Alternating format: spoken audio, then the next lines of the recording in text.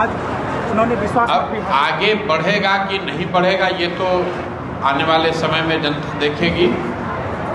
देखिए, हम लोग कोई ज्योतिष के आधार पर भविष्यवाणी नहीं करते हैं। नीतीश कुमार चुनाव के बाद मुख्यमंत्री नहीं रहेंगे, ये बात सबसे पहले जनसुराज ने प्रशांत किशोर ने कही। इसलिए कही कि वो स्पष्ट दिख रहा था कि नीतीश कुमार की मानसिक शारीरिक हालत अब ऐसी नहीं थी कि वो बिहार के मुख्यमंत्री का दायित्व लेकर चल सके। अब ये बात अगर हमको आपको पता है तो भाजपा को भी पता है, जदयू के नेताओं को भी पता था, लेकिन जनता को गुमराह करने के लिए नीतीश कुमार को मुखौटा के तौर पर आगे रख के लोगों का वोट लिया गया। और जैसा कि मैंने कहा था, 6 महीने के अंदर उनको हटाकर अब एक नए व्यक्ति को मुख्यमंत्री बनाया गया। तो पहले तो आप ये समझिए कि जो जनमत है, बहुमत है, ये लोकप्रियता का बहुमत नहीं है। लोकप्रियता का बहुमत होता तो 202 विधायकों के समर्थन से जीता हुआ मुख्यमंत्री का पद छोड़कर राज्यसभा नहीं जाता।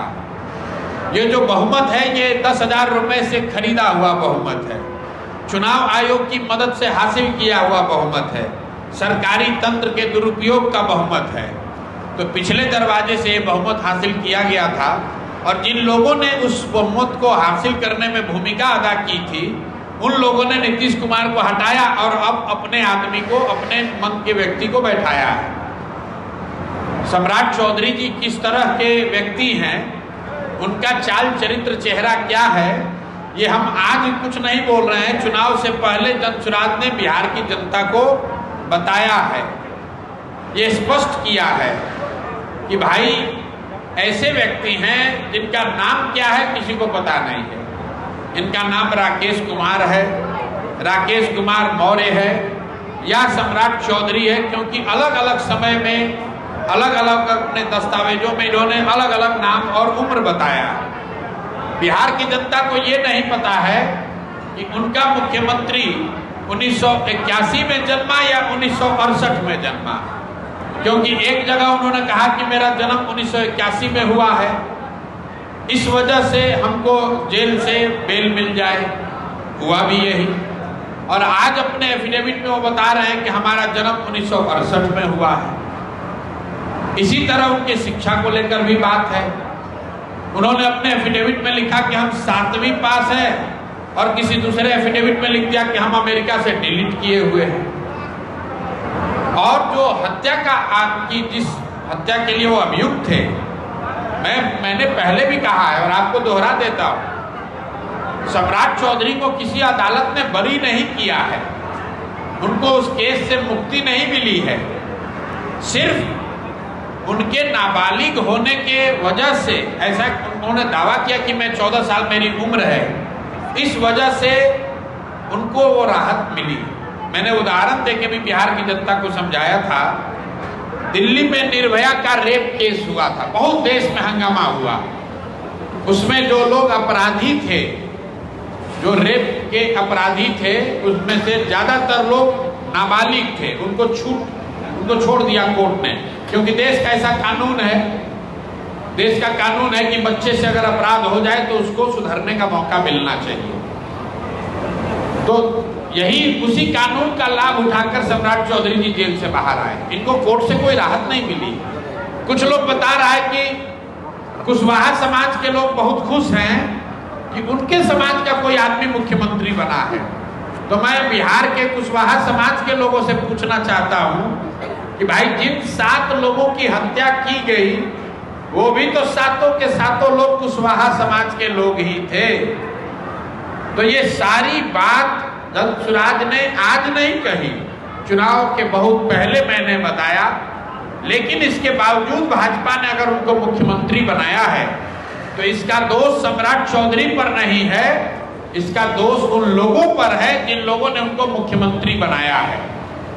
नरेंद्र मोदी जी को जवाब देना है, अमित शाह को जवाब देना है, और बिहार में बीजेपी का झंडा उठाने वाले हर उस व्यक्ति को जवाब देना है कि चाल चरित्र चेहरा की बात करने वाली भाजपा, उसने कैसे व्यक्ति को बिहार का मुखिया बनाया है और तुम लोग धर्म के नाम पर मोदी मोदी का नारा लगाकर पूरे बिहार को बरगलाकर भाजपा को वोट दिलवाए हो, तो ये भाजपा के वोटरों को जवाब देने का समय है। सम्राट चौधरी खुद से मुख्यमंत्री नहीं बने हैं, उनको मुख्यमंत्री मोदी जी ने और अमित शाह ने बनाया है। और मोदी जी और अमित शाह को ये ताकत भाजपा के अंधभक्तों ने दिया है। तो बिहार के अंधभक्त ये जान लें कि अगर भाजपा का आपने वोट दिया है, भाजपा को दिलाया है, तो अब भोगिए। अब आपका लड़का गुजरात में जाकर मजदूर बनेगा और 7वीं फेल सम्राट चौधरी आपके नेता और मुख्यमंत्री रहेंगे। आप लालू यादव को कहते हैं जंगल राज, तो भाई ये तो लालू यादव के ही पार्टी के हैं, अब कैसे गले से नीचे उतर रहा है?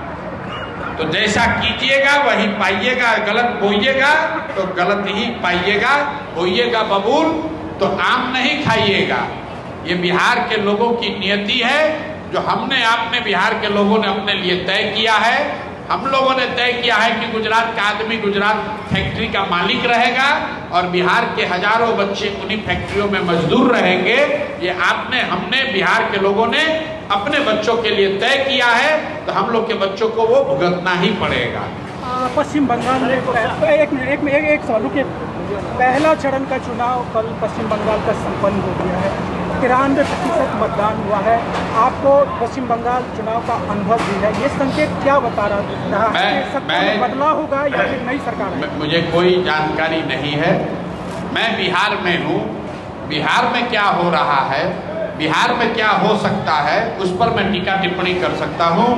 ईरान में भी युद्ध चल रहा है, लेबनान और इजराइल की बात चल रही है। पिछले चुनाव में पिछले चुनाव में हमने वहाँ काम किया था, अब हम वहाँ काम नहीं करते, अब हम बिहार में काम करते हैं। इसमें बात सुन लीजिए, हम भी ईरान के युद्ध के बारे में कुछ बोल सकते हैं, बंगाल के चुनाव के बारे में भी कुछ बोल सकते हैं, लेकिन हमारी विद्वता वो नहीं है, हम वहाँ काम नहीं करते हैं, हमें उस विषय की पूरी जानकारी नहीं है। लोकतंत्र के लिए कितना अच्छा है? 93 बहुत अच्छा है, जितना ज्यादा वोट हो उतना अच्छा है।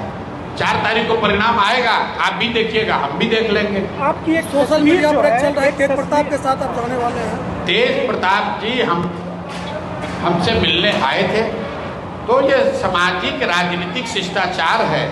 आपके घर पर कोई आएगा मिलने, तो निश्चित तौर पर आप उनसे सद्भाव से मिलिएगा, इसमें कोई बात है नहीं। राजनीतिक को इसका अर्थ नहीं लगा, कोई अर्थ नहीं, क्योंकि राजनीति में संकेत कोई अर्थ नहीं है। ये संकेत पिछले 4 बरस से लोग लगा रहे हैं कि जनसुराज किधर जाएगा। जनसुराज बिहार की जनता के साथ है, अपने विचारों के साथ है, बिहार को सुधारने के संकल्प के साथ है।